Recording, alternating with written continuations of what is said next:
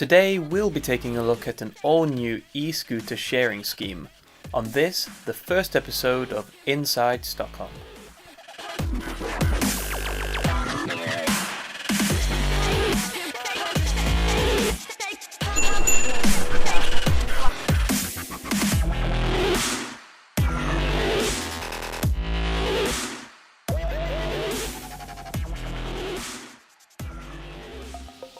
This is the new startup company VOI, who in September this year launched their new e-scooter sharing app, which after downloading and signing up, you can use via Bluetooth to unlock the scooter, scanning the barcode of the one that you want. So they've opted to go with the Segway 9bot, which is a decent electric scooter. It's lightweight, it's robust, and it goes to a pretty great 20 kilometers an hour. The app itself is very easy to use, just showing all of the available scooters around town. You just click on the one that you want to make sure that there's enough battery life, the only caveat being that you can't reserve it. So VOI used the 9bot by Segway. It's a pretty simple device. It just has one brake, one accelerator, light on the front, and some suspension. You see down here? A little bit of suspension in the front wheel, plastic wheels, not air. Little bit of suspension on the back,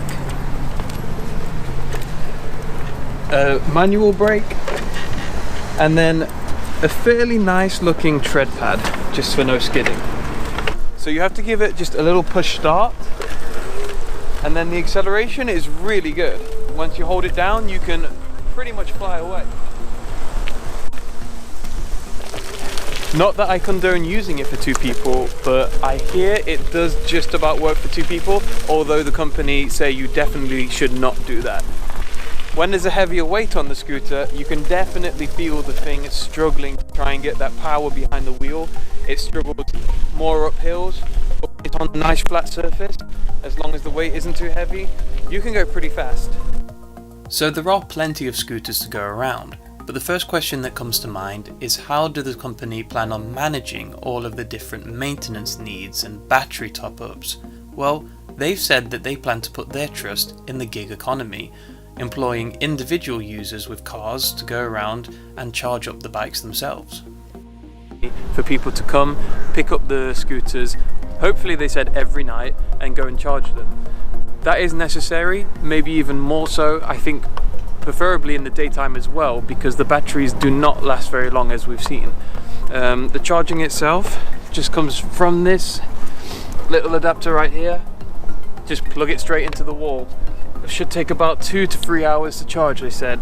One thing I do actually like about these scooters is the height of the handlebars. For someone tall like me, it's definitely a fine height. With these scooters, however, you have got to be careful of even the smaller bumps, like that one. Whoa. What was that, Joey? I thought it stopped working for a second there. I think we're okay. We were not okay. It might have slowed down a bit after that crash. Hope we haven't damaged it too much. Really, did it? It felt like it damaged a little bit, like I could see it was not a good curve to go up, but it definitely feels like it slowed down a bit now. I've seen they're hiring Mechanics? Mechanics, yeah. And the need for a mechanic wasn't the only problem of the day. Once the scooter declared that it was in fact dying, we decided to park it up, and then we made the second most rookie mistake that you can make. Oh, this is not good. So Boris wanted to end his ride, but he realized he forgot and we walked away from it, and now his phone has died as well. Why is it dead? To add to the problems. It's the GPS app that drains the battery, I suppose. The GPS drains the battery. So now I guess we're gonna have to go back to it, figure out a way so that Boris can stop paying for this ride. Problems of technology. Improper use, I think, is going to cause a major headache for the VOI company. Not just the physical bumps like this one, which are going to happen in their hundreds, but also children in particular are going to be attracted to these scooters. which of course have some anti-theft features such as the beeping you heard earlier and the lights flash a little bit, and there is some brake resistance, but as I've seen, it's not been enough to deter children from playing with the scooters, and once they are bored with them, they just leave them lying in the way. Put aside the technical issues however, and what you have is one of the most fun ways to get around any city centre, particularly one like Stockholm with its ample biking lanes. There was also clear demand for these scooters. On the opening week they couldn't keep up with the sheer number of people just wanting to give it a go. For making a short journey from A to B, it is probably the most easy transport option that you can take. But most importantly, it was faster than most cyclists, and you don't even need any special gear, and it was just plain fun to ride. This kind of transportation is perfect on just smooth roads, obviously by the size of the wheels.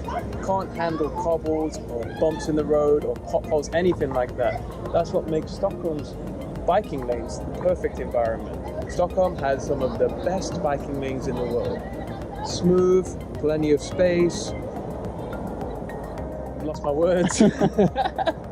So we just bought the bike about 2.5 kilometers, and as of now the battery made it to maybe 40% or something? Yeah, it's less than that.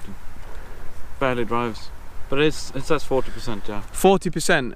That is not good. It was 2.5 kilometers, it was 100% battery when we first started, now it's at 40% or less. And when we tried to pick up a bunch of these bikes, almost all of them said 1 or 2% battery, so basically dead. That is going to be a big problem for the company. Might all be the hype though.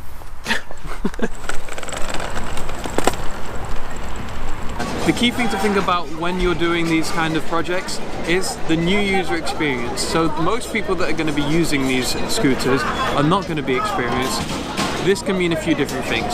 It can mean 1, accidents, 2, improper use, people who have not taken into account, for example, that they may have needed to charge their phone well enough. We had the problem that the battery died while we were using it, and then we had no way of cancelling the ride.